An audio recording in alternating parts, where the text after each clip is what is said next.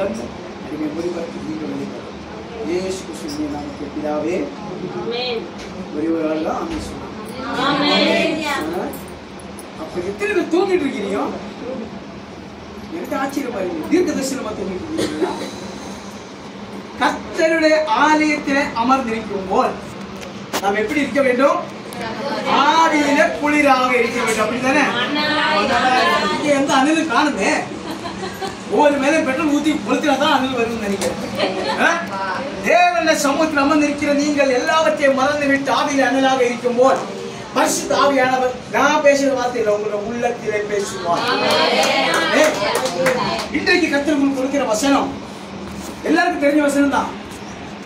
சங்கீதங்களின் புஸ்தகம் 90வது அதிகாரம், மோசேயோட முதல் சங்கீதம் 10வது வசனம் வாசிக்கும். யாராவது ஒருத்தர் நிறுத்தி பொறுமையா சத்தம் இல்லாம எங்கள் ஆயுசு நாட்கள் 70 வருஷம்.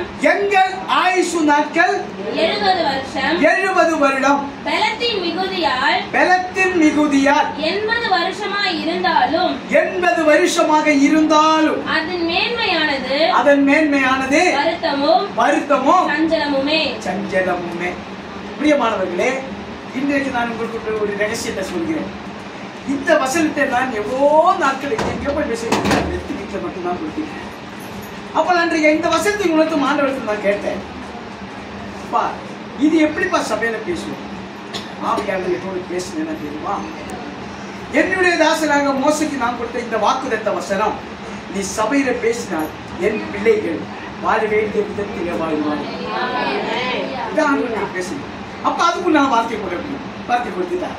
அதனால இன்றைக்கு பிரியமானவர்களை உங்களிடத்தில் நான் சொல்லுகிற ஒரு வசனம், ஒரு காரியம், காரியம் என்னவென்றால் கர்த்தருடைய வார்த்தைக்கு நாம நடுநடுங்க வேண்டும். ஒரு மனுஷன் தாயின் கருவில உருவாகும் முன்னே கர்த்தர் அவனுக்குள்ள ஆயுசு நாட்களை நித்திய ஜீவ புஸ்தகத்தில் எழுதி வைப்பார். அந்த நித்திய ஜீவ புஸ்தகத்தில் எழுதி இருக்கிற அந்த நாட்களை எந்த மனுஷனாலே எந்த சக்தியாலே கிறுக்கி போட முடியாது. அந்த நாட்கள் முடியும் மட்டும் ஆண்டவர் கூடவே இந்த பூமி நடத்துவார்.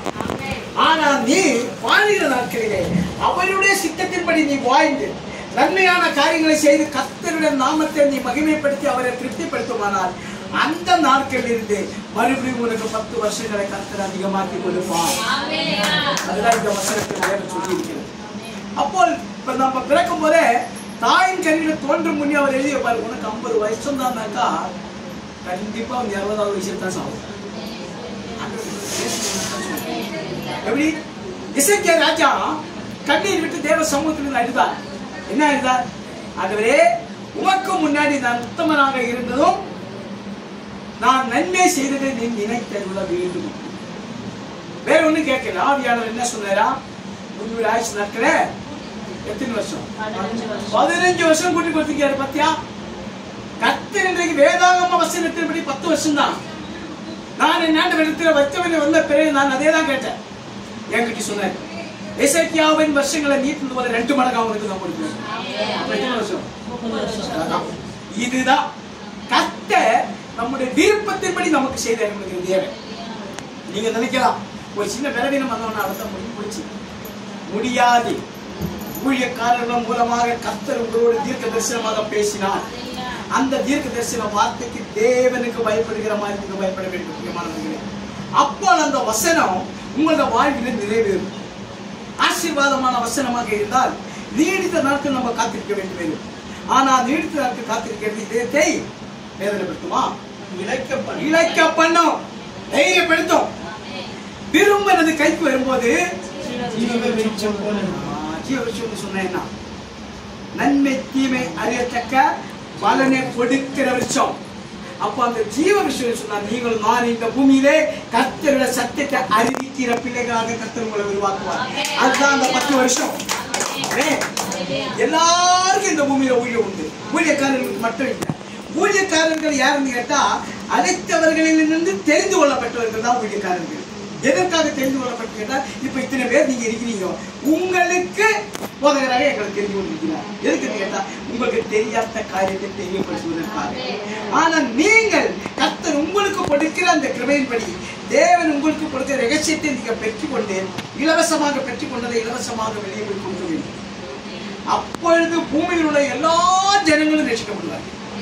கடைசி காலத்தில சொல்லுவதா மாம்சமான யாவர் மேலும் வருவார். நீ உனக்கு கொடுத்த பொறுப்பை நீ முடித்தால் அடுத்தவன் வாங்கிக்கொள்ளும், அவன் அந்த பொறுப்பை முடிப்பார். அப்பதான் ஆண்டு வருவார். நீங்களும் நானும் ஏனோ தானும் இந்த பூமி வாழ்ந்து கொண்டு எனக்கு கிடைச்சது என் பாக்கிட்டு சொல்லி வச்சுக்கோங்க, அமைதியா உட்காந்து வீட்டை படுத்து தூங்க கூடாது. இந்த பரிசுத்த நாளை உண்மையில சொல்லுகிறேன், முழு ஓய்வு நாளாக எத்தனை பேர் இருக்கிறார்களோ அத்தனை பேருக்கு தான் பரலோகம். ஆண்டவர்கிட்ட இப்போ உணர்த்து கேட்டா கிரக பிரதிஷ்ட அன்னைக்கே ஆண்டவர் உணர்த்துவேன். வீட்டு பிரதிஷ்ட அன்னைக்கு நான் நிறைய ஆலயத்துக்கு போயிருக்கிறேன். நிறைய பேர் எங்க சர்ச்சிலே ஃபர்ஸ்ட் சர்வீஸ் வரவங்க எல்லாம் முடிஞ்ச உடனே ஓடணும் வேலை. எப்படி நான் எல்லாருக்கும் வந்து ஜெபிப்பேன். ஆண்டவருக்கு கண்ணீர் விட்டு கேட்டேன். ஆண்டு கேட்ட ஒரே வார்த்தை சொன்னார், நான் உனக்கு கொடுத்து பொறுப்பை மட்டும் செய். எப்படி நீ பெற்றுக்கொண்ட சத்தியத்தை வெளியாறி அடுத்தவர்களுக்கு என்ன பதில் கொடுக்கணும் நான் கொடுப்பேன். எனக்கு தெரிஞ்ச வேலைக்கு முக்கியத்துவம் கொடுத்து நிறைய பேர் போய்விட்டாங்க. வேலை செஞ்சுட்டே போயிட்டோம், நீ வந்து ஓய்விடு அப்படின்னு சொல்லி ஆண்டு இன்னைக்கு ஒன்னே ஒன்று சொல்றேன், நம்முடைய ஆயுஷ் நாட்கள் 70 வருடங்கள் ஆகிட்டோம். ஆனா கர்த்தராகிய ஆண்டவர் 10 வருஷம் நமக்கு இஷ்டம் கொடுப்பார். எப்படி கொடுப்பாருன்னு கேட்டா அந்த 10 வருஷத்துல ஆவிக்குரிய பலனை பெற்றுக் கொண்டா தான் உன்னால் வாழ முடியும். நீ இந்த 70 வருஷம் ஏகப்பட்ட தவறுகளை செஞ்சிருக்கலாம், கர்த்தருக்கு எதிர்ப்பான காரியங்களை செஞ்சிருக்கலாம், உடம்புல பலவீனம் வரும். நீ செய்கிற அந்த பாவத்துக்குள்ள பலன் இந்த மண்ணான செய்யற கர்த்தருக்குள்ள அல்ல, இந்த பூமிக்குள்ள. அப்ப இந்த உள்ளுக்குள்ள இந்த ஆத்துமா செயல்படுவதற்காகத்தான் இந்த சரீரத்தை கொடுக்கிறார். இந்த ஆத்துமா செயல்படும் போல் இந்த சரீரத்தின் மூலமாக நீ அடுத்தவர்களுக்கு சத்தியத்தை அறிவிக்க வேண்டும். அப்படி அறிவிக்கிற எந்த ஒரு ஆத்துமாவும் தேவனால ஒரு தடவை புறக்கணிக்க போவதில்லை. அல்லேலூயா. அதனால இன்றைக்கு கர்த்தர் சொல்கிறார், நீங்க இந்த பூமியில் வாழும் போல் இந்த 10 வருஷத்துல நீங்க என்ன செய்ய வேண்டும், எப்படி வாழ வேண்டும், அதுதான் இன்னைக்கு உங்களுக்கு ஆண்டவர் கொடுக்கிறார். நம்ம ஏற்கனவே 3 மாசம் தியானிச்சேன். என்னென்ன காரியங்கள் சொன்னார் ஆண்டவர்? போன நாளாக சேவையாக்குவேன், சுகவாரிகளை திருத்தம் பண்ணுவேன். லாஸ்ட் 3வது வரை என்ன 3வது மாசம் புதிய காரியங்கள் செஞ்சாரா இல்லையா ஆண்டவரே? அந்த புதிய காரியத்தை செய்யற அன்னைக்கு தான் காபிரியல் ஐயாவுக்கு தீர்க்க தரிசனமா கர்த்தர் சொன்னார். ஞாபகம் இருக்க எல்லாருக்கும்? அவரு இறந்து போறதுக்கு ஒரு 4 நாள் 5 நாளுக்கு முன்னாடி பேசினார். அப்பதான் அவர்கிட்ட சொன்ன, ஐயா இந்த மாதிரி ஆண்டவர் பேசுனீங்க ஞாபகம் இருக்கா அப்படின்னு. நான் உங்க பேரை சொல்ல தான் பேரை சொல்ல மாட்டேன், ஆண்டவருக்கு துன்பத்தை காட்டினாங்க இவ்வளவுதான். அப்போ அவர் சொன்னார், ஐயா எனக்கு தெரியும், எனக்கு தான் அது, நான் அன்னைக்கு என்ன விட்டுட்டேன் அப்படின்னு. அப்போ ஆவியானவர் சொல்றேன், அது போய் அன்னைக்கு என்ன விட்டுட்டே சொன்னார், அது போய் அதனால சீக்கிரம் போனார். அந்த காரியங்களை விட்டு விலகி கர்த்தரிடத்தில் நீ ஒப்புரவாகி மன்னிப்பு கேட்டுக்கொண்டு தேவனிடத்தில் உன் ஆயுசு நாட்கள் நீட்டி கேட்டால் இசைக்கிய ராஜாவுக்கு கொடுத்த மாதிரியே கர்த்தர் கொடுக்கலாம். தேவன் ஒன்னே ஒண்ணுதான் எதிர்பார்த்து நம்மளுக்கு ஒப்புரவாடுதல். செஞ்ச பாவங்களை அறிக்கையிட்டு தேவனுக்கு ஒப்புரவாகும் போல் நீ பெற்ற பாடிகளுக்கும் வேதனைகளுக்கும் இரட்டிப்பான நன்மை கொடுக்கிற தேவன் உயிரோடு இருக்கிறார். அது நாம் விசுவாசிக்கணும். எப்படி யோபின் வாழ்க்கையில் நான் பார்த்தா எல்லாத்தையும் இருந்துட்டா, ஒரே நாளில எல்லாத்தையும் இருந்துட்டா. அப்ப என்ன சொன்ன மனைவியில சொன்னான், நீ ஆண்டவரை விட்டுட்டு ஜீவனை விட்டு விடியா, ஆண்டவரை புறக்கட்டி பேசிடும். என்ன சொன்னான்? கர்த்தர் கொடுத்தார், கர்த்தர் எடுத்தார்.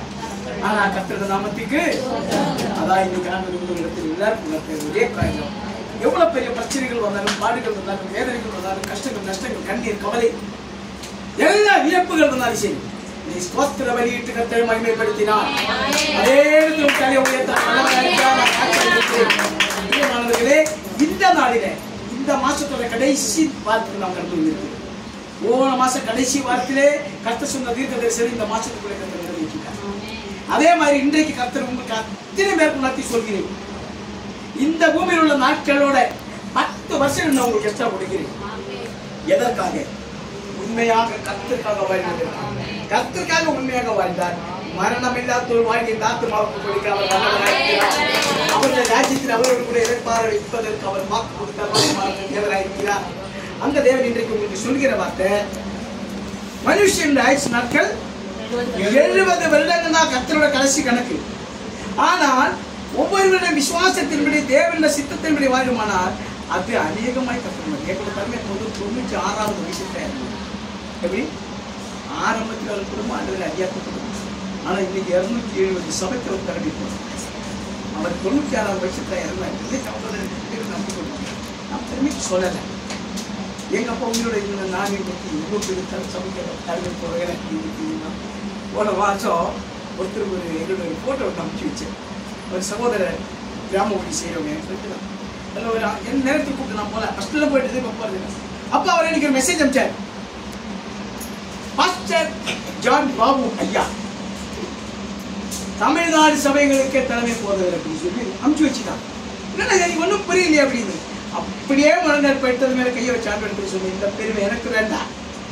ஆவியான சொன்னாங்க, என்னோட அனுமதி இல்லாத மட்டும் வாழ்க்கை நடக்காது. அப்போ நான் யோசித்தேன், இப்படி சீக்கிரத்தில் நம்ம வீட்டுக்கு ஆரம்பிச்சு தலைமை போகிறத ஆக்க போகிறேன்.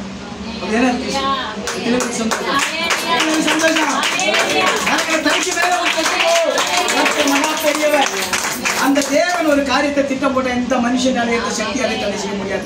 பிரியமானவர்களே, நீங்க செய்ய வேண்டியது கர்த்தர் மேலோட உங்களோட நம்பிக்கை உறுதியாக இருக்க வேண்டும். வானம் உங்களுக்கு ஒழித்து போனாலும் அவரோட வார்த்தை ஒழிந்து போகாது. அதே வார்த்தையை நீ துட்டு கொடுத்து வாங்கவும் முடியாது. அல்லேலூயா.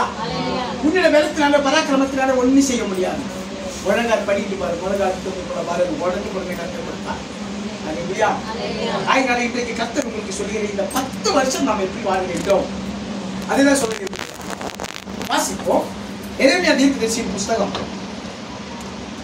33வது அதிகாரம் 3வது வசனம் வாசிப்போம்.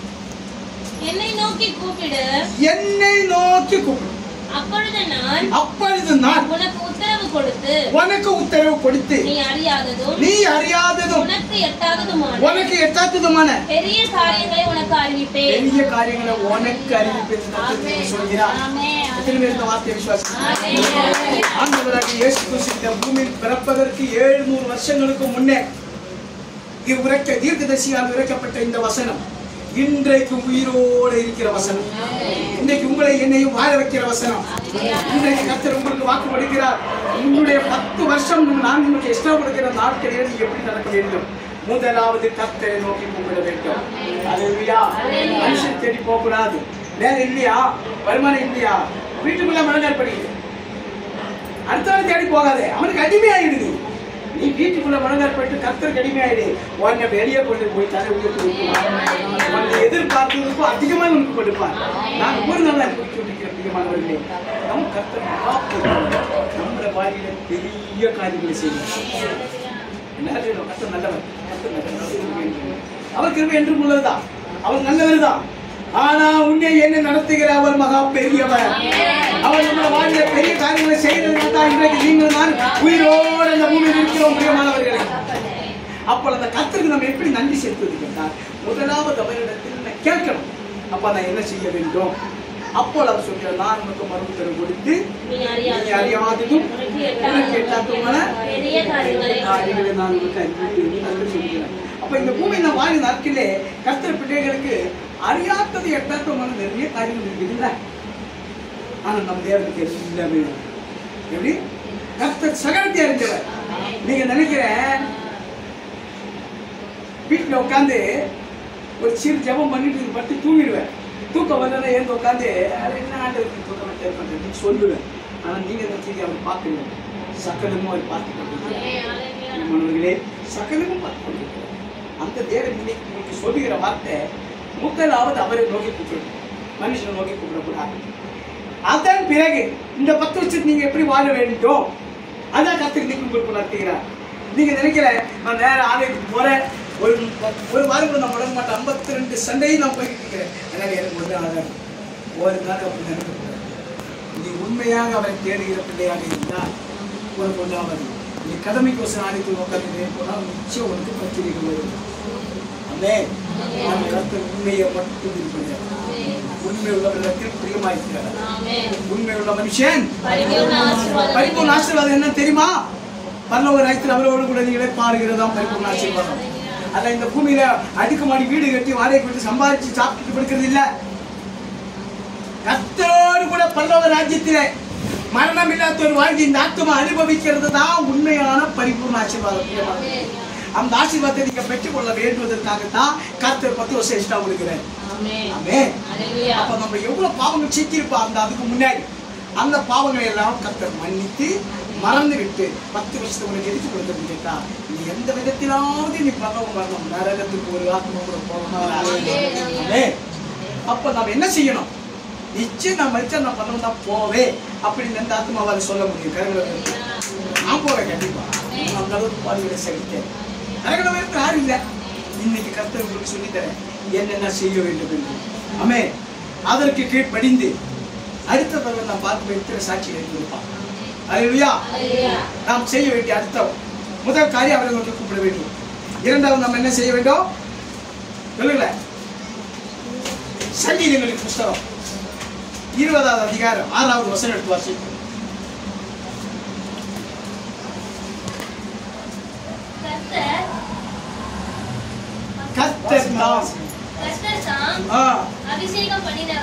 அபிஷேகம் பண்ணினவரை ரட்சிக்கிறார் என்பதை இப்பொழுது அறிந்திருக்கிறேன். தமது வலது கரம் செய்யும் ரட்சிப்பின் வல்லமைகளை காண்பித்து தமது பரிசுத்த வானத்தில் இருந்து அவருடைய ஜெபத்தை கேட்பார். சங்கீதம் எப்படி வாசிக்கணும் தெரியுமா மகளே? அப்படி இல்லை. கர்த்தர் தாம் அபிஷேகம் பண்ணினவரை ரட்சிக்கிறார் என்பதை இப்பொழுது அறிந்திருக்கிறேன்.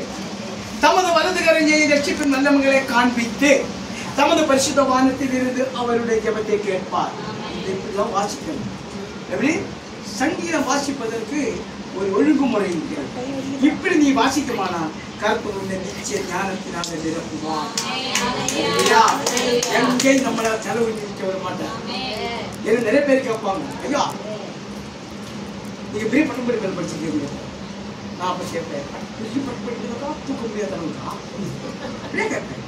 நான் சொல்லேன் 6 மொழி தெரியும். 4 மொழி எழுதும் படிக்கவும் பேசும். 2 மொழி பேசும். அவ்வளவுதான். 6 மொழி 4 மொழி மலையாளம், இங்கிலீஷ், ஹிந்தி கரெக்டா புள்ளதான் சொல்லிச்சு. இந்த 4 மொழி எழுதும் படிக்கும் பேசும். கன்னட, உருது பேசும். ஏன்னா அது எழுத தெரியல அந்த 2 மொழி. மிச்சம் என்ன பேசும்? பெங்காலி தெரிஞ்சுங்க. அந்த மாதிரில 3 வருஷம் இருந்தேன். ஆனா அதெல்லாம் மறந்துட்டேன். எனக்கு அதெல்லாம் வேண்டாம். ஆண்டவர் இந்த 4 மொழியில நிறைய இடத்துல என்ன எடுத்து பயன்படுத்தி ஆயினாலும் இன்றைக்கு நான் உங்களுக்கு சொல்லுவேன். நான் அவருக்கு பெருமையா இருக்க மாட்டேன், யாருக்கு சொல்லவே மாட்டேன். இந்த சபையில இத்தனை வருஷமா இதுக்கு முன்னாடி இன்னைக்காக சொல்லியிருக்கிறேன்னா இல்லை. இன்றைக்கு ஏன் இது சொன்னது கேட்டால் நம்ம இடத்துல ஒரு நாளைக்கு பெருமை இருக்கக்கூடாது. தாழ்மை உள்ளவர்களிடத்துல கர்த்தர் ஏமானவர்களே, இன்றைக்கு கர்த்தர் உங்களுக்கு சொல்லுகிற வார்த்தை, உங்கள் ஆயுசு நாட்களை நான் பெருக பண்ணி இந்த பூமியில கீர்த்தி புகழ்ச்சியை உங்களை வாழ வைக்க வேண்டுமானால் முதலாவது நீ என்னை நோக்கி கூப்பிடு. என்ன இல்ல, இரண்டாவது அவருடைய அபிஷேகத்தை நீ பெற்றுக்கொள்ள வேண்டும். தேவனுடைய தெய்வீக அபிஷேகம் இல்லை என்றால் பரலோக ராஜ்யத்துக்குள்ள பிரவேசிக்க முடியாது. நான் ஓப்பனா சொல்லிடுறேன். நிறைய ஊழியக்காரர்கள் அதை மறைச்சிக்கிறாங்க. ஒரு நாள் மறைக்க கூடாது. நானும் இப்படி பேசுறேன். எப்படி என்று கேட்டால் ஆண்டவராக இயேசு கிறிஸ்து இந்த பூமியில் பிறக்க எப்படி பிறந்தாரு? எந்த இடத்துல பிறந்தார்? யாரும் விரும்பாத்த இடம், நாட்டை வடிச்ச இடத்துல பிறந்தார். யாரும் விரும்பாத்த இடத்துல. எதுக்கு தன்னை தாழ்த்தி அங்க பிறந்தார்? உலகத்தில் அவர்தான் உயரம் அந்த தேவ 30வது வயதிலே யோர்தான் நதியிலே ஞானஸ்நானம் எடுத்தார். ஞானஸ்நானம் எடுத்து கரையேறும் போல் ஒரு அற்புதமான காரியம் நடந்தது. பரிசுத்த ஆவியானவர் புறாரூபத்தில் அவர் மேல் இறங்கி, இவன் என்னுடைய நேசகுமாரன், இவனில் நான் இன்றைக்கு உங்களிடத்தில் ஆண்டவர் சொல்ல போகிற வார்த்தை, நீங்க அனைவரும் எனக்கு நேசமான பிள்ளைகள். என்னுடைய ஆவி உங்களோட இருந்தால் நிச்சயம் என்னோட ராஜ்யத்துக்குள்ளே உங்களுக்கு பிரவேசிக்கும். நானே சொல்லல, என் ஆண்டவர் என்னோட சொல்லி நான் அதை தியானிச்சு வந்திருக்கிறேன். ஆயினால இன்றைக்கு கர்த்தர் உணர்த்தி சொல்கிறேன், சபையில வந்து அபிஷேகம் கூட்ட தேவை. நீங்க முதல் மாசம் முதல் கூட்டம் நடத்துறதோ இல்லையோ, பண்டிகை கூட்டம் நடத்துறதோ இல்லையோ, மாதப்பிறப்பு நடத்துறதோ இல்லையோ, முதலாவது அபிஷேகம் கூட்டம் தேவை. ஒரு சபையில 10 பேர் தான் 10 பேரும் ஆவியில நிரம்பினவர்களாக இருக்க வேண்டும். அப்படி இருந்தா பிசாசுக்கு அந்த இடத்துல இடமே கிடையாது. அந்த 10 பேரும் தீர்க்காயசை பெற்று உள்ளவர்களாக இருக்க வேண்டும். அதனால ஒண்ணு சொல்றேன், எனக்கு ஆண்டு உணர்த்தி சொல்கிறேன். அடுத்த மாசம் நான் வந்தாலும் இல்லைன்னா இப்ப சொல்கிறேன், பரிசுத்தாவின் அபிஷேகத்தை பெற்றுக் கொள்வதற்காக உங்களை நீங்கள் படிக்க வேண்டும். அதேதான் 20ஆம் சங்கீதம் 6வது வசனம் என்ன சொல்கிறது? கர்த்தர் தாம் அபிஷேகம் பண்ணினவர்களை ரட்சிக்கிறார் என்பதை இப்பொழுது அறிந்திருக்கிறேன். தமது வலது கரம் செய்யும் ரட்சிப்பின் வல்லமைகளை காண்பித்து தமது பரிசுத்த வானத்திலிருந்து அவருடைய ஜெபத்தை கேட்பார். அப்போ கர்த்தர் நம்முடைய ஜெபத்தை உண்மையாக கேட்க வேண்டுமானால் ஆவியிலே நிரம்பி ஜெபிக்கிற பிள்ளைகளாக இருக்க வேண்டும். எத்தனை விசுவாசிக்கிறீர்கள்? ஆவியில நிரம்பி கர்த்தருக்காக நீங்கள் முழங்கால் படியிட்டு உலகத்துக்காக நீங்கள் மன்றாடும் போது கர்த்தராகிய ஆண்டவர் உங்களுடைய சிறையிருப்பை நீக்க வல்லவராயிருக்கிறார். அந்த தேவனிடத்திலே அடுத்தவர்களுக்காக யோபு செய்தது போல நீங்க ஜெபிக்குமானால் உங்களுடைய சிறையிருப்பை நீக்கி 2 மடங்கு ஆசீர்வாதத்தை கொடுத்து நம்ம 2 மடங்கு ஆசீர்வாதம் என்ன தெரியுமா?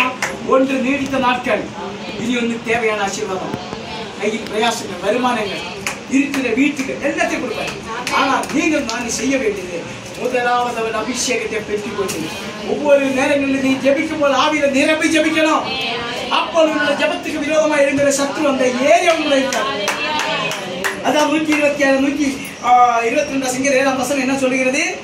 ஒரு நலங்கத்திற்குள்ளே சமாதானமும் ஒரு நரண்மணிக்குள்ள சுகமும் இருப்பாரு. எப்போ நீ அபிஷேகம் பெற்றுக் கொண்டு நரண்மணிக்குள்ள உட்காந்து நீ ஜெபிக்கும் போது உன்னுடைய ஜெபத்துக்கு மேல உன்னை சுற்றி உள்ள எல்லா வீடுகளிலும் சமாதானம் சந்தோஷம் உண்டாகும். உன் வீடு ஒரு அரண்மனையாக கர்த்தர் ஒரு விசேஷமான செய்தி உங்களுக்கு. நீங்க நினைக்கலாம், நான் அப்படியே நினைச்சேன் வீட்டுல கொடுக்கிற வசனத்தை ஆவி கொடுக்கிறது பரிசுத்தம். அதுக்கப்புறம் நானே வீட்டுல உட்காந்து தியானிச்சேன். இது ஒரு பெரிய கூட்டத்துக்கு முன்னாடி நான் இன்னி பிரசங்கம் பண்ற மாதிரி நான் பாட்டு பேசிட்டு இருக்கேன். அப்பதான் எனக்கு தெரியுது தேவனுடைய வார்த்தைகள் ஒன்றும் எல்லாமே விசேஷமான வார்த்தை. பிரியமானவர்களே, ஒன்று மனுஷனை அழிப்பதற்குள்ள அல்ல, ஆரம்பிப்பதற்கு. அதனால இன்றைக்கு கர்த்தர் சொல்லுகிறார், உங்களுடைய ஆயுசு நாட்கள் முடிந்து போயிட்டு யாரும் நினைக்க கூடாது. என் கர்த்தரை நீங்க 10% தருவார். அந்த நம்பிக்கையோட கர்த்தரை நோக்கி நீ பார்த்து இந்த பூமியில கீர்த்தி முகச்சுமை வாழ வேண்டுமானால் முதலாவது அவரை நோக்கி கூப்பிட வேண்டும். அவரை நோக்கி கூப்பிடும்போது அவர் நமக்கு எட்டாத்துக்கும் அறியாத்தமான பெரிய காரியங்களை அறிவிப்பார். அந்த பெரிய காரியத்துல முதல் காரியம் கர்த்தர் அபிஷேகத்தை நீங்க கர்த்தர் அபிஷேகத்தை பெற்றுக்கொண்டு ஒரு ஏரியாவுக்குள்ள போய் நின்று பார்.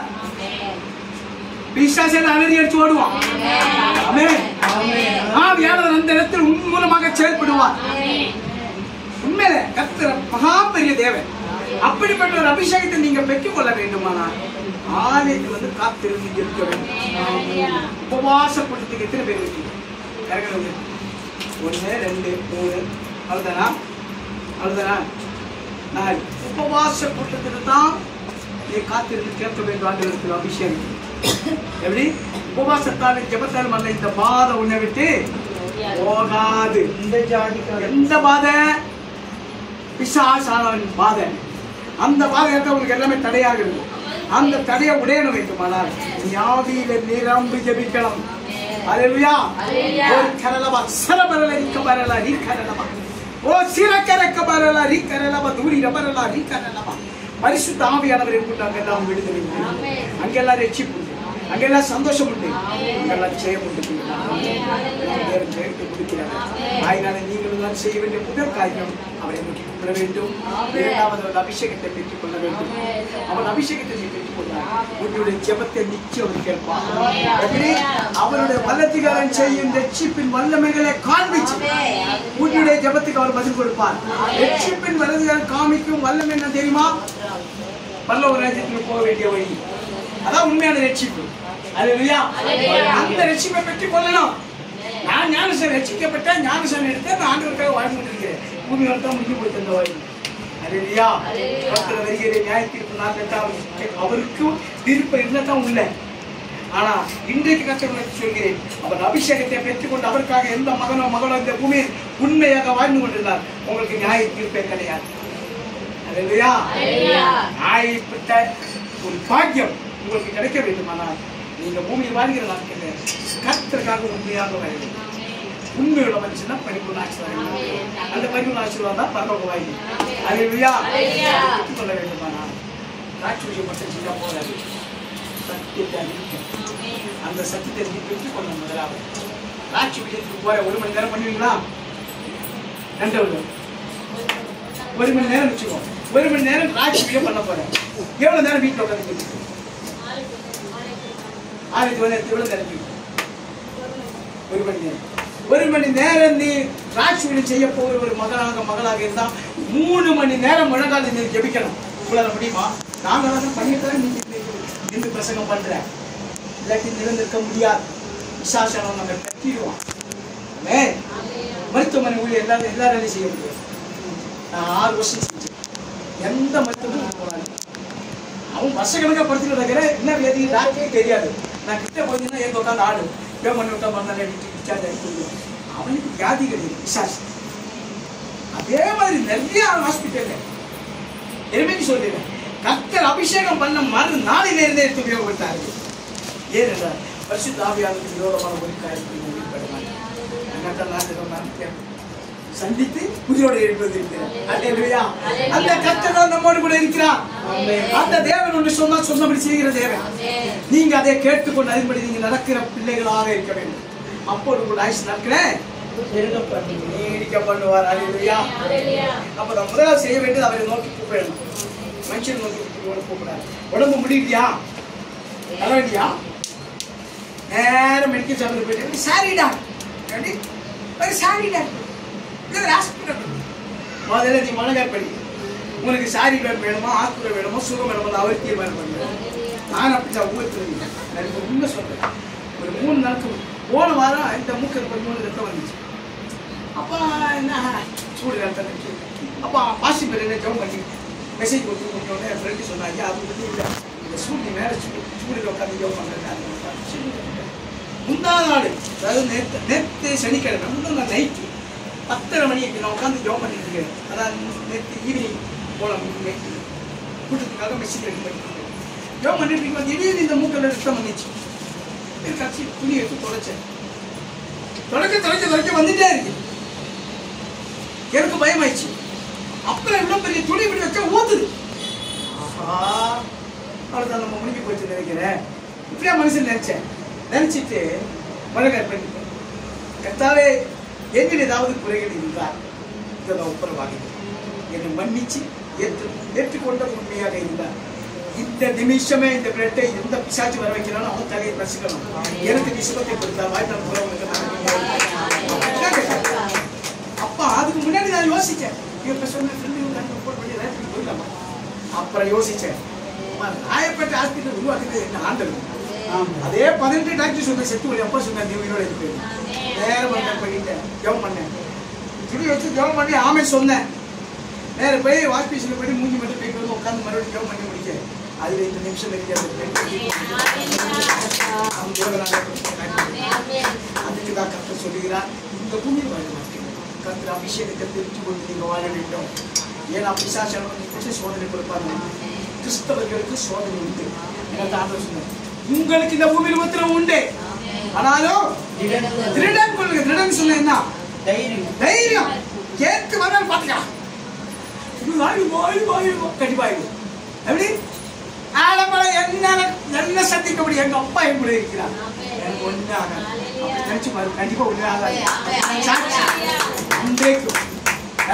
டாக்டர் கேட்டா இல்லையா 18 டாக்டர் சொல்றாங்க. சீப் டாக்டர் தான்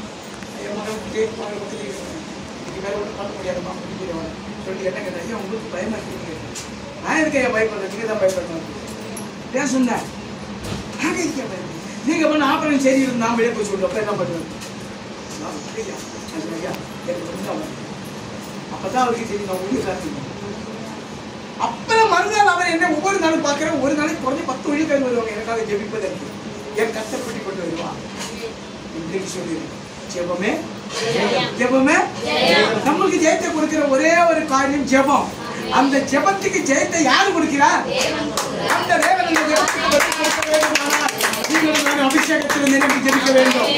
ஆவியில் அணையாக இருந்து ஜெபிக்க வேண்டும். ஆவியில் ஒரு நாள் அனலாக இருக்கக்கூடாது. ஆவியில் அனலாக இருந்து நீ ஜெபிக்கும் போது உன்னுடைய தடைகளை உடைக்கிற பரிசுத்த ஆவியானவர் இறங்குவார். தடைகளை உடைப்பார், வாசல்களை திறப்பார். வாசலை வைக்கிறேன், ஒருவரால் அது கூட்ட முடியாது.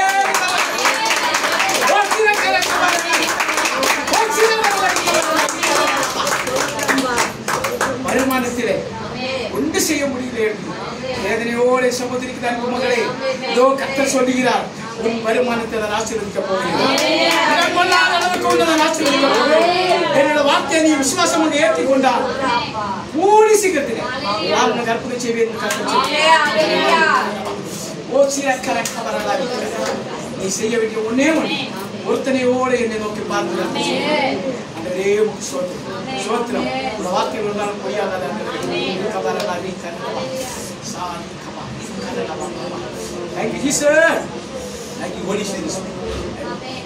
இந்த பூமியில நம்ம வாழ்க்கை நாட்கள் எப்படி எண்ணப்பட்டது 7-10 ஆயுள் நாட்கள் என்பது மட்டும் 7-10 ஆயுள் நாட்கள் என்பது மட்டும் அதன் மேன்மையாகும் வேறு தண்ணி கவலையும் அதன் மேன்மையாகும் வேறு தண்ணி கவலையும் அன்னையமாம் தீயுலகில் காண்பெருமாயை அன்னையமாம் தீயுலகில் காண்பெருமாயை அன்மகிமை சொத்து சுகங்கள் எல்லாமே மாயை அன்மகிமை சொத்து சுகங்கள் எல்லாமே மாயை அன்னை நாம் வாழும் நாட்கள் இயேசுவுக்காக அன்னை நாம் வாழும் நாட்கள் இயேசுவுக்காக வாழ்ந்திடுவோம் வாழ்ந்திடுவோம் நாம்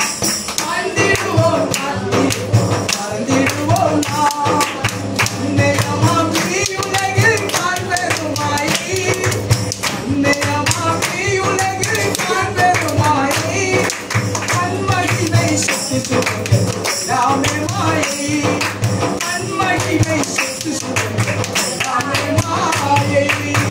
சொத்து சுகத்தில் நம்பி கட்டி பிடிச்சிட்டு உட்கார்ந்து இருக்கிறவங்க இந்த பூமியோட முடிச்சு போயிடும். ஆனா கர்த்தர் வருகைக்காக காத்திருந்து அவருக்காக நீ வாழுமானா காத்திருப்போம், மறந்துடுவோம். ஆவிக்குரிய அபிஷேகத்தை பெற்றுக் கொண்ட உனக்கு வெண்கல பலனுள்ள கலை சிறகுகளை கொடுப்பார். நீ அதான் ஏசாயா 45:4 சொல்லுகிறது, பெண்களை கதவுகளை உடைத்து முறித்து அந்த காலத்தில் இருக்கிற பொக்கிஷத்தை ஒளிவிடத்திற்கிற பொருளை உனக்கு நான் காத்துகிறேன். இந்த பூமி நீ வாழ்கிற நாட்களிலே அந்த 10 வருஷங்கள் நீ ஆசீர்வாதமாக இருக்க வேண்டும். அதன் பிறகு உனக்கு ரெக்கம் முளைச்சிட்டான் கர்த்தர் வருவார். நம்ம மேல போய் அங்க போய் மரணம் இல்லாத ஒரு வாழ்க்கை அனுபவிக்க போறோம். ஆத்துமாதான் வாழ்க்கை உள்ளது, இந்த சரீரம் இல்லை. அங்கு நமக்கு வேற மறுரூபமாக இந்த சரீரத்தை கொடுப்பார். இங்க பூமியில மறுரூபம் மாற்றிக்கொண்டு ஆத்மாவை எடுத்துக்கொண்டார். அங்கே அழிவில்லாத ஒரு சரீரத்தை கொடுப்பார். பலவீனம் வராது, நோய்கள் வராது, கஷ்ட நஷ்டம் வராது, பசி எடுக்காது, பொறாமப்படாது, கோபம் வராது, யார் மேலையும் எரிச்சல் அடையக்கூடாது.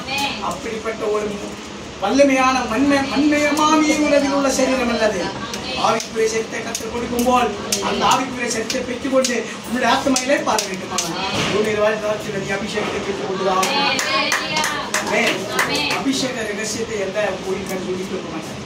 காண உலகத்தில் நாம் சொல்லி சொல்லுகிறோம். எந்த விதத்திலாவது கர்த்தர் அபிஷேகத்தை நீ பெற்றுக் கொள்ளலாம். ஏனென்றால் உன்னுடைய இக்கட்டான நிலைமையில நீ முழங்கால் போயிட்டு ஆவியில் நிரம்பி ஜெபித்துப்பார். கர்த்தர் மனது உருக்கமுள்ள கர்த்தர். இந்த பூமியில உனக்கு என்ன நிச்சயிச்சிருக்கிறோ அது யாராலையும் அபகரிக்க முடியாது. பிரியமானவர்களே, யாராலும் அபகரிக்க முடியாது. கர்த்தர் ஒரு வாக்குத்தத்தத்தை சொன்னா அதை நம்ம கட்டியா பிடிச்சுக்கணும். ஆமா, எனக்கு ஆண்டவர் அப்படிதான் ஆஸ்பின் வந்த புதுசுல அப்ப என்ன பார்த்துதான் இது எல்லாம் முடிஞ்சு போச்சு. இனி எத்தனை நாளைக்கு என்ன இப்படி வேதனைப்படுத்த பாருங்க. அப்ப அவர் ஒவ்வொரு வார்த்தையோட பேசுறது அப்படியே பேப்பர்ல எழுதி வச்சேன். அந்த வேகம் போட்டு தெரியும். ஆனா இதுக்குள்ளே இருக்கு எங்க போல அமைப்புல ஐயா டெத்தி கொடுத்த பார்த்து அனுப்பிட்டீங்க.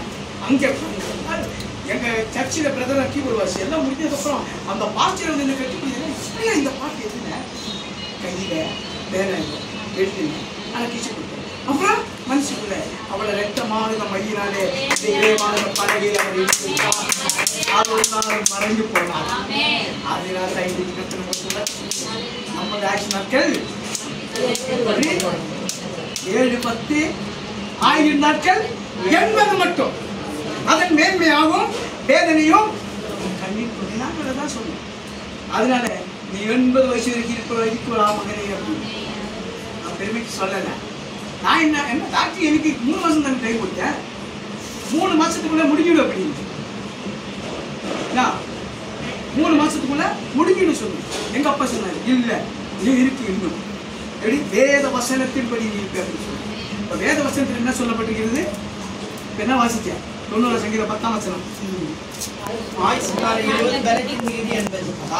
அதான் உண்மையான தேவ பிள்ளைகளுக்கு அந்த 80 வருஷம் வரைக்கும் நீ இந்த பூமியில ஆரோக்கியமாய் வாழ வேண்டுமானால் கர்த்தருடைய அபிஷேகத்தை உட்கார்ந்து தூக்குறதுக்கு ஒருத்தர் வரணும்.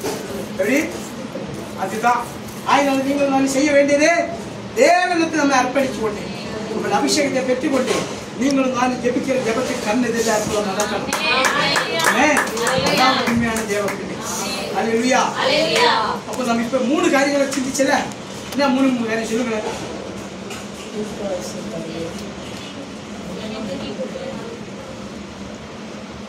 என்ன சொன்ன 3 காரியம்? என்னை நோக்கி கூப்பிடு. இரண்டாவது அபிஷேகத்தை பெற்றுக்கொண்டு. மூன்றாவது 2 தான் சொல்லிச்சா? அப்படியா? அப்ப 3வது காரியத்தை சொல்றேன், புரிஞ்சுக்கோ. சங்கீதங்களின் புத்தகம் 37வது அதிகாரம் 3வது வசனம். கர்த்தரை நம்பி நன்மை செய். கர்த்தரை நம்பி நன்மை செய். தேசத்தில் குடியிருந்து சத்தியத்தை மேய்ந்துகொள். சத்தியத்தை பெயர்த்துக்கொள். எப்படி கேட்டா கர்த்தரை நம்பித்தான் எந்த ஒரு காரியமாலும் நம்ம செய்யலாம். மனுஷனை நம்பி செய்யக்கூடாது. நாசியில சுவாசம் உள்ள மனுஷனை நம்புவதை பார்க்கணும். எந்த ஒரு காரியம் ஒரு மனுஷனுக்கு 10 ரூபாய் கையில கொடுத்தா கூட ஏசப்பா ஏசப்பான்னு சொல்லி அவருக்கு கொடு. உனக்கு கொஞ்ச நேரத்தில் 20 ரூபாய் இருக்கு. நாங்க கூட நல்லா இருக்கு. எந்த ஒரு பிச்சைக்காரன் என் மகன் கூட டாடி இப்போ 10 ரூபாய் எடுக்கல சொல்லுவேன். 10 ரூபாய் கம்மி நம்ம போகணும். எந்த பிச்சைக்காரன் 10 ரூபாய் கம்மி இருந்தா நான் சொல்லுவேன்.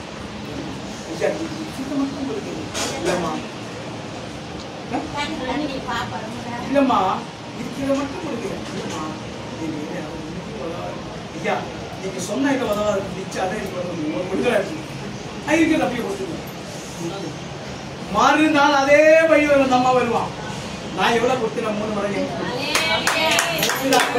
உங்களுக்கு. நம் தேவன் கொடுக்கிறதுல வல்லவர், வாழ வைக்கிறதுல பெரியவர். அவர் பெரிய காரியத்தை நம்மளோட வாழ்வில் செஞ்சத்தான் நம்ம உயிரோட வாழ முடியும். அதனால பிரியமானவர்களே, இன்றைக்கு கர்த்தர் உங்களுக்கு சொல்லுகிற ஒரே வார்த்தை, இந்த பூமியில உங்களோட நாட்கள் எண்ணப்பட்ட நாட்கள் எல்லோருக்கும் இது கடைசி கால ஆண்டு வரப்போகிற சீக்கிரம். ஆனா இதுல உங்களுக்கு எக்ஸ்ட்ரா ஒரு 10 வருஷத்தை எல்லாரும் கர்த்தர் கொடுக்கிறார். இந்த 10 வருஷத்துல நீங்க என்ன செய்ய வேண்டும் கேட்டால், முதலாவது அவரை நோக்கி கூப்பிட்டு அறியாத எட்டாத்தமான பெரிய காரியங்களை நாம் தெரிந்து கொள்ள வேண்டும். இரண்டாவது என்ன செய்யணும்? அபிஷேகத்தை பெற்றுக் கொள்ள வேண்டும். மூன்றாவது அந்த அபிஷேகத்தை பெற்றுக் கொண்ட நீங்கள் நன்மை என்ன செய்யணும்? கர்த்தரை நம்பி நன்மை செய்யணும். கர்த்தரை நம்பி செய்யணும். நன்மை என்னன்னு தெரியுமா?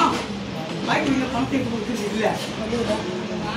இப்ப நான் பெற்றுக் கொண்ட இந்த ரட்சிப்பை அறியாமல் வாய்க்கு அழித்து கொடுக்கிறேன். அப்படிப்பட்டவர்களை தேடி அவர்களுக்கு அந்த சத்தியத்தை அறிவித்து அவர்களை தேவனுடைய பிள்ளைகளாக நீங்க உருவாக்குமானால் நல்ல உங்க ராஜ்யத்தை உங்களோட நாட்களை இன்னும் பூமி நடக்குது. அதனால இன்னைக்கு சொல்கிறார். மூன்றாவது காரியம், தேசத்தில குடியிருந்து சத்தியத்தை நீ வைத்துக் கொள்ளணும்.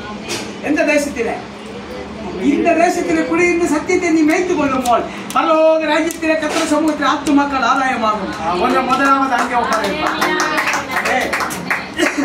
ஏன்னா இந்த ஆத்மாவுக்காக அங்க போம்போ அவர் ஆதாயப்பட்ட ஆத்மாவில் அவரை குறித்து சாட்சி விடுவோம் தேவனுக்கு. இதுதான் கற்றுக் கொடுக்கிற மாதிரி. அதனாலே இன்றைக்கு கற்று சொல்லுகிறார், இப்படிப்பட்ட காரியங்களை நீங்கள் பின்பற்றி இந்த 10 வருஷத்துல நீங்கள் கர்த்தருக்காக வாழுமானால் கர்த்தர் இந்த பூமியில உங்களை எப்படி வைப்பாருன்னு கேட்டால் வாசிப்போம். செப்பனியா தீர்க்கதரிசி புஸ்தகம் 3வது அதிகாரம் 20வது வசனம் வாசிப்போம். அக்காலத்திலே உங்களை கூட்டிக் கொண்டு வருவேன். அக்காலத்திலே உங்களை சேர்த்துக் கொள்வேன். உங்கள் கண் காண நான் உங்கள் சிறையிருப்பை திருப்பும் போது பூமியில் உள்ள சகல ஜனங்களுக்கும் எல்லா ஜனங்களுக்குள்ளும் நான் உங்களை கீர்த்தியும் புகழ்ச்சியுமாக வைப்பேன் என்று கர்த்தர் சொல்கிறார். மாணவர்களே, நம்மளை அற்பமாக எண்ணினவர்கள கண்களுக்கு முன்னாடி ஒன்றுமில்லாத நீ வாடகை வீட்டில் கிடந்து வாடகை உன்னை கட்ட முடியாத கஷ்டப்படுகிறாயா? உன்னை சொந்த வீட்டை பொறுத்து உயர்ந்த சொல்கிறார். நீ என்னை நம்பி நீ நன்மை செய்யுமானா ஒரு நாள் தீமை சொல்கிறாரு. நான் உன் சிறையிருப்பை திருப்பும் போது இந்த பூமியில கர்த்தர் பிள்ளைகளுக்கு ஒரு சிறையிருப்பு இருக்கு. அந்த சிறையிருப்பு நம்மளுக்கு நேர வர வேண்டிய சிறையிருப்பு அவர் இப்படி திருப்புவாரா? அதுக்குதான் 3 வாரத்துக்கு முன்ன 3 மாசத்துக்கு முன்னாடி நம்ம கர்த்தர் 2 மாசத்துக்கு முன்ன நம்ம பார்த்தேன். அவர் உனக்கு முன்னே போய் போன நாடு அவர் செவ்வையாக்க தேவை. எப்படி செவ்வையாக்க கேட்டார்? இப்ப கேட்ட வசனத்தை என்ன வசனம்? அது ஒரு சிறையிருப்பை திருப்புகிற தேவை. அதாவது உனக்கு முன்னாடி ஆசீர்வாதத்தை தயாரிக்கிற போனல, உன்னோட நீடித்த நாட்கள் கிடைக்கக்கூடாதபடிக்கு தயாரிக்கிற போனல கர்த்தர் சிறையிருப்பாக தீர்ப்பு கொடுப்பார். உலகத்தில் உள்ள எல்லா ஜனங்களுக்குள்ளும் உங்களை என்னை அவர் கீர்த்தி புகழ்ச்சியுமாய் வாழ வைத்திருக்கிறார். ஒன்றுமே இல்லை சொன்னாங்க. எங்க அப்பா கிட்ட இருக்கு, அப்பா நம்ம கிட்ட இருக்கிற மாதிரி தானே. தேவன் பேருள்ள விசுவாசம் தான் வாழ வைக்கிறார். அல்லேலூயா. மரித்து போயிட்டு இருந்தது தூக்கி போட்டவங்க இன்னைக்கு எத்தனை பேர் இருக்கிறாங்க? எப்படி? கர்த்தர் பேருள்ள விசுவாசம். விசுவாசம் தான் உன்னை ரட்சிக்கும். எப்படி பாதுகாத்து அவர் உனக்கு கேடகமும் மகா பெரிய பலனுமாக இருந்து உன்னை நடத்துவார், சாட்சியாக நிறுத்துவார். சொல்கிறார், ஆயுஷ் நாட்களை குறித்து நீ கவலைப்படாதே, நான் உனக்கு 10 வருஷம் கொடுப்பேன். ஆனா அந்த 10 வருஷத்தை நீ செய்ய வேண்டிய இந்த காரியங்களை நீ செய்யுமானால் கடைசியில் உனக்கு ஒரு பாக்கியத்தை கர்த்தர் வைத்திருக்கிறார். இப்ப வைத்திருக்கிற என்ன பாக்கியம்? கீர்த்தி புகழ்ச்சிமாய் வாழ. அவன் பிறகு ஒரு பயங்கரமான ஒரு பாக்கியத்தை கர்த்தர் வச்சிருக்கிறார். அதை மட்டும் வாசிச்சு தியானிச்சு நாம் முடிக்க போகிறோம். சங்கீதங்கள் புஸ்தகம் 23வது அதிகாரம் கடைசி வசனம். என் ஜீவனுள்ள நாளெல்லாம் நன்மையும் கிருபையும் என்னை தொடரும். நான் கர்த்தருடைய வீட்டிலே நீடித்த நாட்களாய் நிலைத்திருப்பேன். பிரியமானவர்களே, கர்த்தருடைய வீட்டிலே நாம் நீடித்த நாட்களாய் நிலைத்திருக்க வேண்டுமானால் பூமியில் வாழிய நாட்களில் தேசத்திலே குடியிருந்து சத்தியத்தை மேய்த்துக் கொள்ள வேண்டும். கர்த்தர் நம்மை நன்மை செய்ய வேண்டும். அல்லேலூயா. எப்படிப்பட்ட நன்மை? வெற்றி கொண்ட சத்தியத்தை அடுத்தவர்களுக்கு அறிவிக்கிறதா உண்மையான நன்மை. ஆண்டவராகிய இயேசு கிறிஸ்து இந்த பூமியில் வாழ்ந்த நாட்களில் எப்படி சுற்றி இருந்தாரா? பணத்தை கொடுத்தா நன்மை செய்வாரே. அவருடைய பிதாவின் சித்தத்தை அவர் நிறைவேற்றினார். பாவத்தின் சம்பளம் மரணம், தேவனுடைய கிருபையை நித்திய ஜீவன் அறிவித்தார். அதே போல நீங்களும் நானும் பெற்றுக்கொண்ட சத்தியத்தை பாவத்தில் மூழ்கிக்கொண்டிருக்கிற மக்களை பார்த்து அவர்களை மனம் திரும்பி பரிசுத்தமான ஒரு வாழ்க்கை வாழ நீங்க அதுக்கு ஒரு காரணக்காரராக இருக்கிறார்கள். உங்களையும் உங்களை பிள்ளைகளையும் ஆசீர்வதிக்க என் தேவன் மகா சொல்லுகிறது. கர்த்தர் சீயோனிலிருந்து உன்னை ஆசீர்வதிப்பார். வாழ்க்கை ஏதாவது சமாதானமான வாழ்க்கை அது இந்த பூமியில இல்லை. பரலோக ராஜ்யத்தில் அவரோடு கூட அது பெற்றுக் கொண்டு வாழ வேண்டுமானால் நீங்க செய்ய வேண்டிய ஒண்ணே ஜீவனுள்ள நாட்கள் எல்லாம் நன்மை செய்ய வேண்டும். நன்மை செய்யும் போது கர்த்தருடைய கிருபை, மாறாத கிருபை உங்களை சூழ்ந்து கொண்டு அவருடைய கிருபை உங்களை சூழ்ந்து கொண்டால் ஒரு நாள் சென்று உங்களை அல்பாயுசில் இருக்க முடியும். நிறைவான ஆசீர்வாதம் உங்களுடைய ஆயுஷ் நாட்கள் முழுமையாக பெருகப்படலாம். அது பிறகு எடுத்துக் கொள்வார். ஆனால் நீங்கள் தான் செய்ய வேண்டியது சத்தியத்தை சத்தியமாய் வெளியே அறிவிக்கிறோம். கர்த்தருக்கு பிரியமான விதத்தில் நடக்கணும்.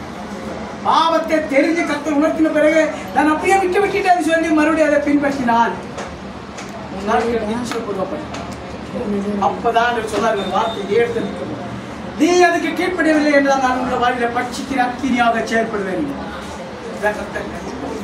வருஷத்துல 24வது நாளுக்கு இதேதான் பட்சிக்கிற அக்கினியாக செயல்படும்.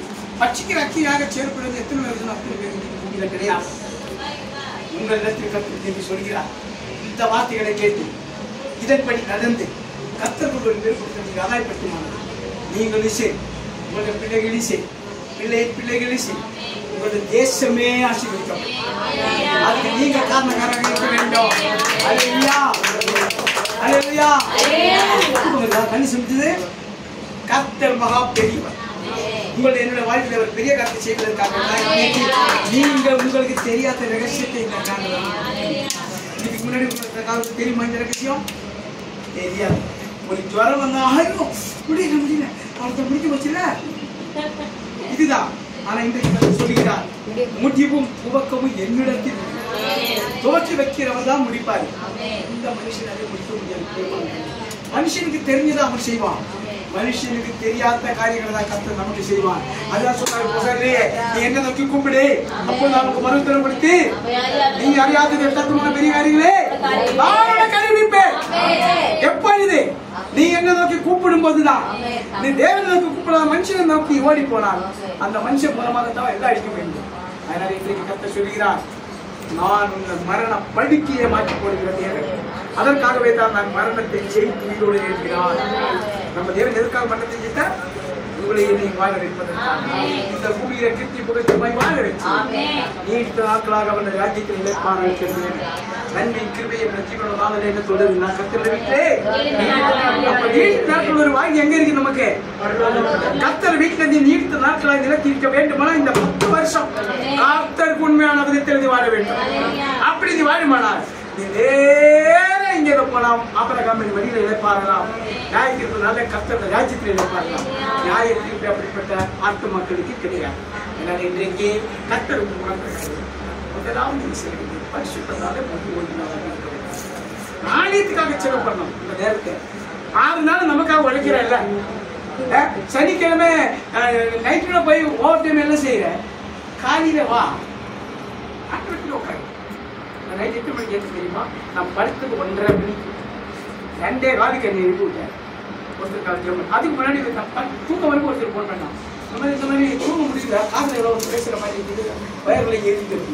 அப்புறம் அவங்க ஜெபம் பண்ணி ஒரு தண்ணியில் கையை வச்சு ஜெபம் குடிச்சு 10 தூங்குறதுக்கு போன அதுக்கப்புறம் அதுக்கப்புறம் படுத்தேன்.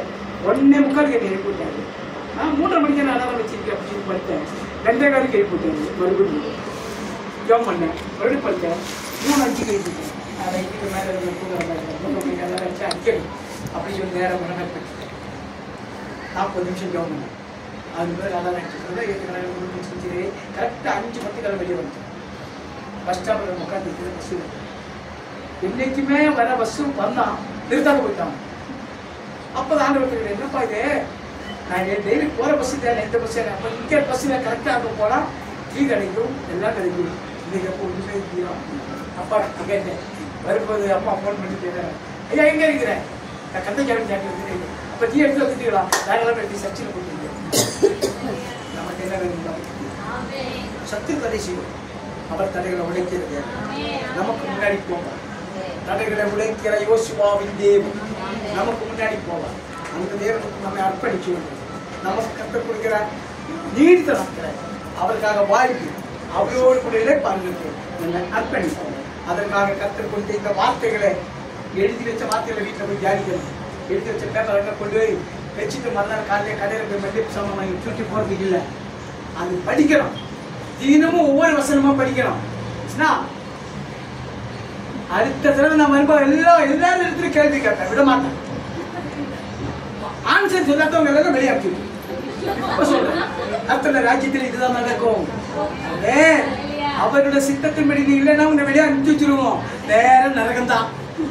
அது உங்களுக்கு இந்த எக்ஸாம்பிள் சொல்லுகிறேன். வீட்டுல போயிட்டு எனக்கு வசனம் படிக்க பைபிள் உன் பிள்ளை படிக்க சொல்லு, இதான் இந்த வசனத்தை படிதான் சொல்லு, நீ உட்காந்து தியானி. என்னில் மேன்மையாக நீ பிரசங்கம் பண்ண.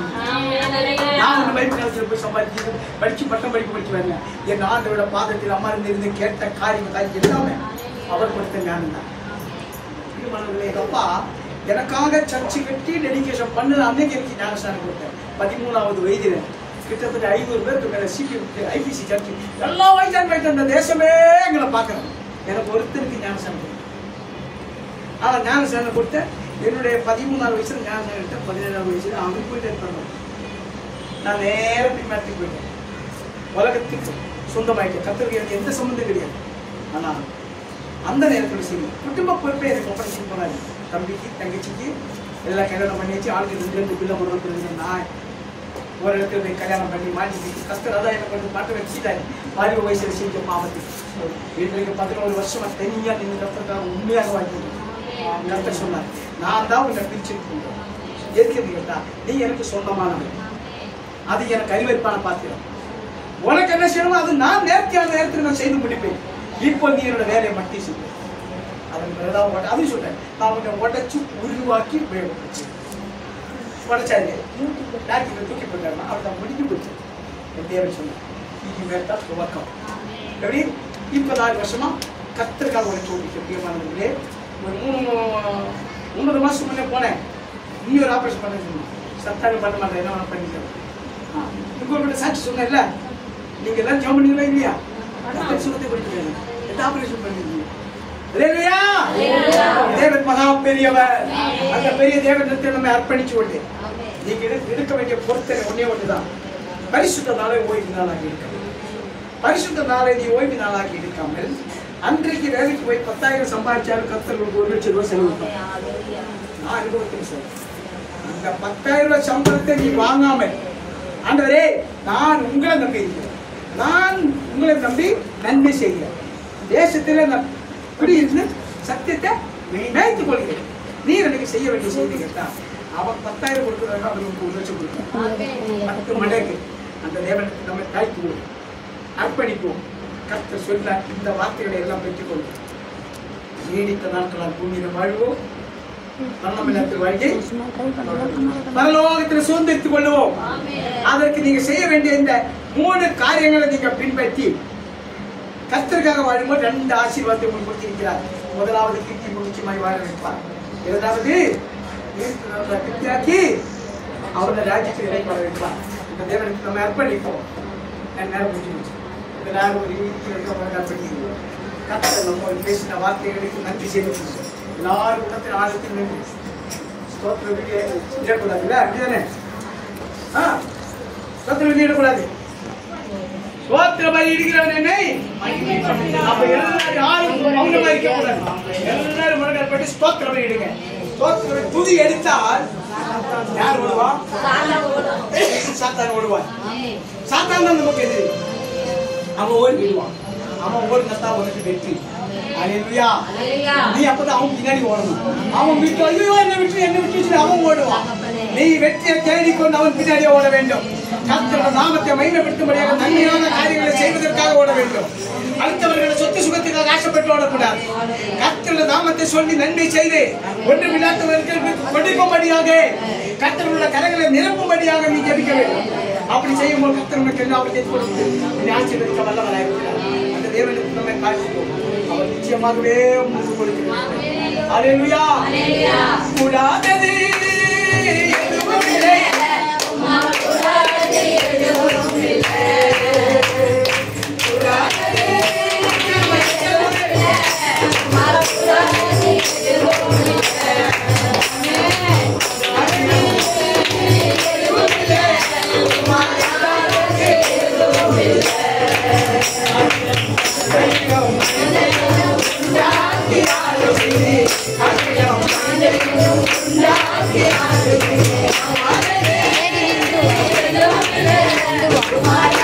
கால் வலிக்குதா?